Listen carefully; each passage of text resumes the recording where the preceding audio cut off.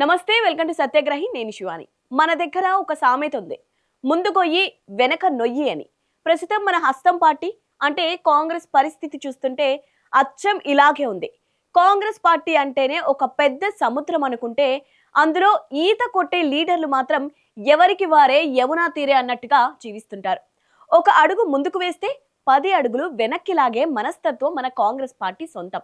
అధికారంలోకి వచ్చి ఇన్నాళ్ళైనా సీటు కోసం ఒకరు, సాటి లీడర్ కి చెక్ పెట్టడానికి మరొకరు, ఇక మంత్రి పదవి అనే ముక్క కోసం ఇంకొకరు. ఇలాంటి టైంలోనే ఒక మైండ్ బ్లోయింగ్ సర్వే బయటకు వచ్చింది. దాంతో హస్తం క్యాంపులో ఒక్కసారిగా వణుకు మొదలైంది. ఎమ్మెల్యేలంతా ఎవరి దారి వారిదే అంటూ రూట్ మ్యాప్లు గీసుకుంటున్నారు. అసలేం జరుగుతోంది గాంధీ భవన్ లో? కోమటిరెడ్డి రాజగోపాల్ రెడ్డి మౌనం వెనుక ఉన్న అసలు తుఫాన్ ఏంటి? ఈ రోజటి స్పెషల్ స్టోరీలో పూసగుచ్చినట్లు విశ్లేషిద్దాం. స్కిప్ చేయకుండా చివరి దాకా వాచ్ చేయండి. అసలే మూటా తగాదాలతో సతమతమవుతుంటే కాంగ్రెస్ నెత్తిన రీసెంట్ గా సిపాక్ అనే ఒక సర్వే బాంబు పడింది. ఈ సర్వే సారాంశం ఏంటో తెలుసా? వచ్చే ఎన్నికలో కాంగ్రెస్ పార్టీ మళ్ళీ గెలవడం కలే, సీన్ రివర్స్ కాబోతోందని తేల్చేసింది. అంతే. ఈ రిపోర్ట్ చూసినప్పటి నుంచి చాలా మంది కాంగ్రెస్ ఎమ్మెల్యేల గుండెల్లో రైళ్లు కాదు, ఏకంగా వందే భారత్ ఎక్స్ప్రెస్ లే పరిగెడుతున్నాయి. అయ్యో, కష్టపడి కోట్లు ఖర్చు పెట్టి గెలిచాం, వచ్చేసారి సీన్ సీరియస్ గా ఉందేంటి అని అయోమయంలో పడిపోయారు. రాజకీయాల్లో ఒక రూల్ ఉంది, మునిగిపోయే పడవలో ఎవరు ఎక్కువసేపు కూర్చోరు. అందుకే ఇప్పుడు ఎవరి దారి వారు చూసుకుంటున్నారు. ఇన్సైడ్ టాక్ ప్రకారం ఉమ్మడి మహబూబ్ నగర్ జిల్లాకే చెందిన 3 హస్తం ఎమ్మెల్యేలు ఆల్రెడీ కమలగూటికి అంటే బీజేపీలోకి వెళ్ళడానికి బ్యాగులు సర్దుకున్నారట. మనం ఇక్కడే ఉంటే నెక్స్ట్ టైం డిపాజిట్లు కూడా దక్కవు, బెటర్ లెట్స్ గో అంటూ పుష్పం పార్టీ అని డిసైడ్ అయ్యారట. ఇది చాలదన్నట్టు ఇప్పుడు స్టేట్ పొలిటికల్స్ లో most interesting character Komatireddy Rajagopal Reddy పేరు కూడా ఈ జంపింగ్ లిస్ట్ లో గట్టిగా వినిపిస్తోంది. నిజానికి కోమటిరెడ్డి రాజగోపాల్ రెడ్డి అంటేనే ఒక ఫైర్ బ్రాండ్. మైక్ దొరికితే చాలు మైదానాన్ని ఊపేసే లీడర్.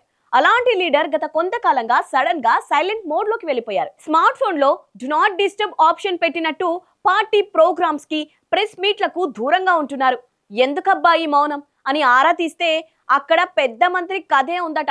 రాజగోపాల్ రెడ్డి వర్షన్ ప్రకారం ఆయన ఊరికే కాంగ్రెస్ లో చేరలేదు.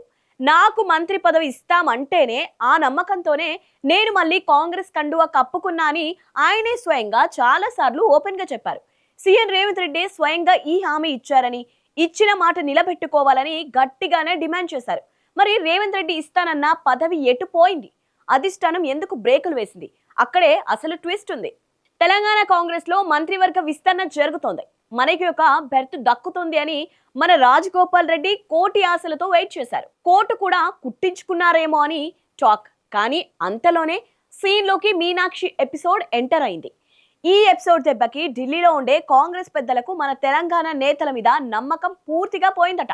ఎవరిని నమ్మాలో ఎవరిని నమ్మకూడదో తెలియక హైకమాండ్ బుర్ర హీటెక్కిపోయింది. దాంతో అధిష్టానం ఏం చేసింది? ఒక గట్టి డెసిషన్ తీసుకుంది.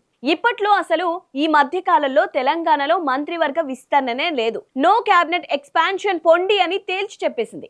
ఈ దెబ్బతో మంత్రి పదవులపై ఆశలు పెట్టుకున్న చాలా మంది సీనియర్లకు గట్టి షాక్ తగిలింది. కానీ అందరికంటే ఎక్కువ హర్ట్ అయింది, ఎక్కువ బాధపడింది మాత్రం మన రాజగోపాల్ రెడ్డే.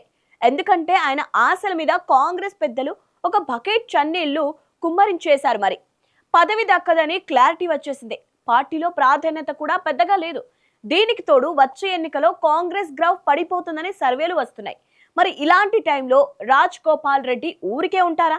అందుకే ఆయన కాంగ్రెస్ పార్టీకి గుడ్ బై చెప్పేయాలనే సంచలన నిర్ణయానికి వచ్చేసినట్టు పొలిటికల్ సర్కిల్స్ లో టాక్ నడుస్తోంది. అయితే ఇక్కడ $1 మిలియన్ ప్రశ్న ఏంటంటే, ఒకవేళ రాజగోపాల్ రెడ్డి కాంగ్రెస్ కు రాజీనామా చేస్తే నెక్స్ట్ ఆయన వెళ్లేది ఏ పార్టీలోకి అని. గతంలో ఆయన కాంగ్రెస్ నుంచి బీజేపీలోకి వెళ్లి మునుగోడు ఉప ఎన్నికల్లో పోటీ చేసిన సంగతి మనందరికీ తెలిసిందే. కాబట్టి ఆయన మళ్ళీ హోమ్ టౌన్ లాంటి బీజేపీలోకి వెళ్తారా అనేది ఒక ఆప్షన్. కానీ ట్విస్ట్ ఏంటంటే ఈసారి పొలిటికల్ అనలిస్టులు ఒక కొత్త యాంగిల్ చెప్తున్నారు. రాజగోపాల్ రెడ్డి గనక కారు ఎక్కి అంటే టీఆర్ఎస్ పార్టీలో చేరిన ఆశ్చర్యపోవాల్సిన అవసరం లేదట. అవును, రాజకీయాల్లో శాశ్వత శత్రువులు, శాశ్వత మిత్రులు ఉండరు కదా. గులాబీ బాస్ కూడా గట్టి లీడర్ల కోసం చూస్తున్నారు. కాబట్టి ఇటువైపు వచ్చినా రావచ్చు అని విశ్లేషిస్తున్నారు. ఏది ఏమైనా ప్రస్తుతం తెలంగాణ పాలిటిక్స్ ఒక హై వోల్టేజ్ సస్పెన్స్ సినిమాను తలపిస్తున్నాయి. ఇచ్చిన హామీని రేవంత్ రెడ్డి నిలబెట్టుకుంటారా, లేక రాజ్ గోపాల్ రెడ్డి తన రూట్ మార్చి కాంగ్రెస్ కు కోలుకోలేని షాక్ ఇస్తారా? ఉమ్మడి మహబూబ్ నగర్ ఎమ్మెల్యేలతో పాటు నల్గొండ లీడర్లు కూడా జంప్ అయితే తెలంగాణలో హస్తం పార్టీ పరిస్థితి ఏంటి అనేది కాలమే సమాధానం చెప్పాలి. మరి మీరేమనుకుంటున్నారు? కోమటిరెడ్డి రాజ్ గోపాల్ రెడ్డి కాంగ్రెస్ లోనే ఉంటారా, లేక బీజేపీ లేదా బీఆర్ఎస్ లోకి జంప్ అవుతారా? కాంగ్రెస్ కు నిజంగానే వచ్చే ఎన్నికల్లో ముప్పు ఉందా? మీ అభిప్రాయాన్ని కింద కామెంట్ బాక్స్ లో తెలియజేయండి. ఈ వీడియో నచ్చినట్టయితే లైక్ చేయండి, షేర్ చేయండి. ఇలాంటి పొలిటికల్ అప్డేట్స్ కోసం మా ఛానల్ ఇప్పుడే సబ్స్క్రైబ్ చేసుకోండి.